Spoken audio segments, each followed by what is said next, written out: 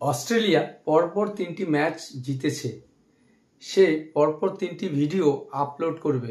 সে পরপর 5টি গান করেছিল। তো এই সেন্টেন্সগুলো আমরা ইংরেজিতে কিভাবে বলবো, আজকের এই ক্লাসে একটি সেন্টেন্স স্ট্রাকচার দিয়ে তোমাদের সেটা শিখিয়ে দেব। সেই সঙ্গে আরও কিছু সেন্টেন্স রয়েছে যেই সেন্টেন্সগুলো ডেইলি লাইফে আমরা প্রচুর বলে থাকি বা শুনে থাকি। তো শুরুতেই যেই সেন্টেন্সটির কথা বললাম যে অস্ট্রেলিয়া পরপর 3টি ম্যাচ জিতেছে, তো এই সেন্টেন্সটাকে আমরা ইংরেজিতে কিভাবে বলবো, সিম্পল পাস্ট টেন্সে রয়েছে এই সেন্টেন্সটি। তো এখানে সাবজেক্ট অস্ট্রেলিয়া, অস্ট্রেলিয়া ওয়ান, তো উইন ভার্বের সেকেন্ড ফর্ম আমরা এখানে নিয়ে আসবো। অস্ট্রেলিয়া ওয়ান 3 ম্যাচেস,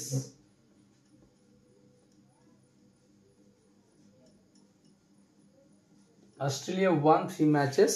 এখানে পর পর এর জন্য আমরা একটি অ্যাডভার্ব ব্যবহার করব, কনসিকিউটিভলি।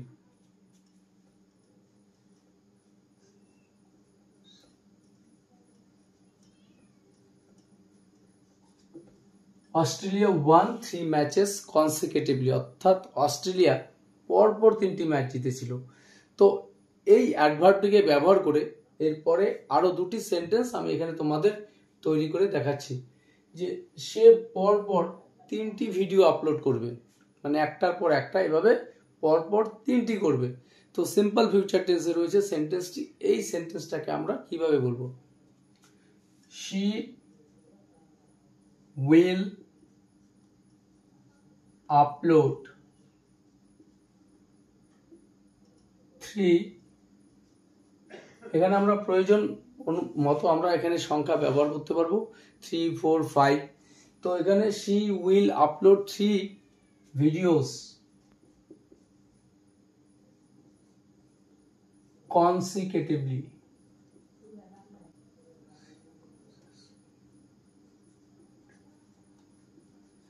she will upload 3 videos consecutively, সে পরপর 3টি ভিডিও আপলোড করবে। পরের সেন্টেন্স, সে পরপর 5টি গান গেয়েছিল।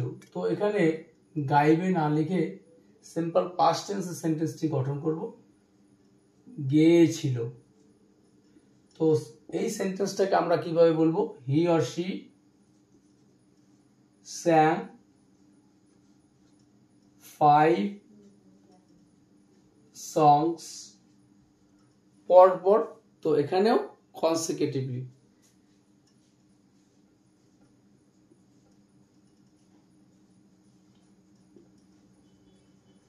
she sang 5 songs consecutively, সে পরপর 5টি গান গেয়েছিল। তো এরপর আরেকটি সেন্টেন্স স্ট্রাকচার দিয়ে কয়েকটি সেন্টেন্স তোমাদের দেখাচ্ছি, যেই সেন্টেন্সগুলো আমরা ডেইলি লাইফে প্রচুর বলে থাকি। যেমন তিনি শুধু ধনী নন, সৎও, মানে ধনী তো অবশ্যই, তার পাশাপাশি তিনি সৎ। সে শুধু দোষ স্বীকার করেনি, সে ক্ষমাও চেয়েছিল। পরের সেন্টেন্স, তিনি শুধু পদ হারাননি, সম্মানও হারিয়েছেন। তো এই সেন্টেন্সগুলো আমরা কিভাবে বলবো, তিনি শুধু ধনী নন, সৎও, he is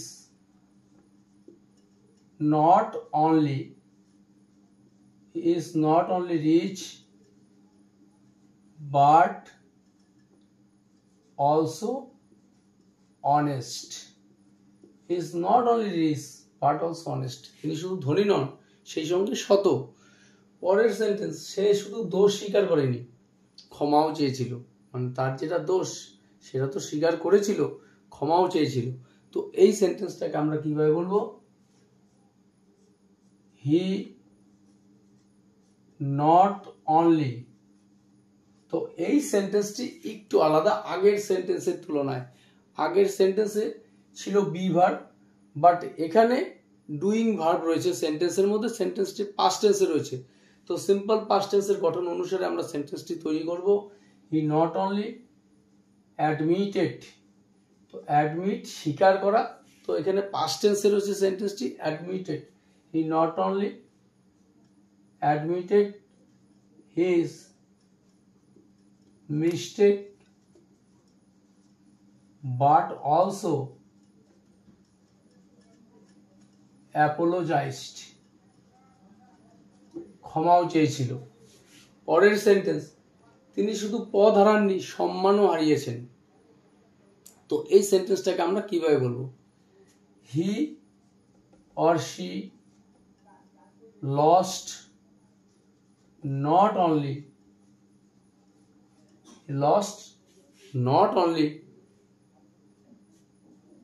his post,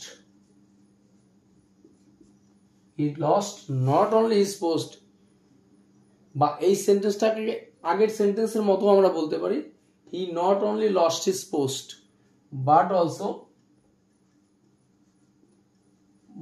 also honor. He lost not only his post but also honor. তো এখানে আর লস্ট ভার্বটি আনার দরকার নেই, যেহেতু একই ভার্ব চলে আসছে। তো হি লস্ট মানে এখানে দুটো বিষয় হারিয়েছেন। তো he lost not only his post but also honour, but also lost his honour না বললেও চলবে। পরের সেন্টেন্স, দোকানটি শুধু চাল বিক্রি করে না, তেলও বিক্রি করে দোকানটি। তো এই সেন্টেন্সটাকে আমরা কিভাবে বলবো? দ্য স্টোর সেলস, তো এখানে একটি কাজ ডুইং ভার্ব রয়েছে সেল, তো সিম্পল প্রেজেন্ট টেন্সে রয়েছে সেন্টেন্সটি, the store sells not only rice but also oil. The store sells not only rice but also oil. দোকানটি শুধু চাল বিক্রি করে না, সঙ্গে তেলও বিক্রি করে। তো আজকের ক্লাসে এই যে সেন্টেন্স দুটি স্ট্রাকচার তোমাদের দেখালাম, এই সেন্টেন্স স্ট্রাকচারগুলি বুঝতে কোথাও কোনো অসুবিধা হলে তোমরা অবশ্যই কমেন্ট করে জানাবে।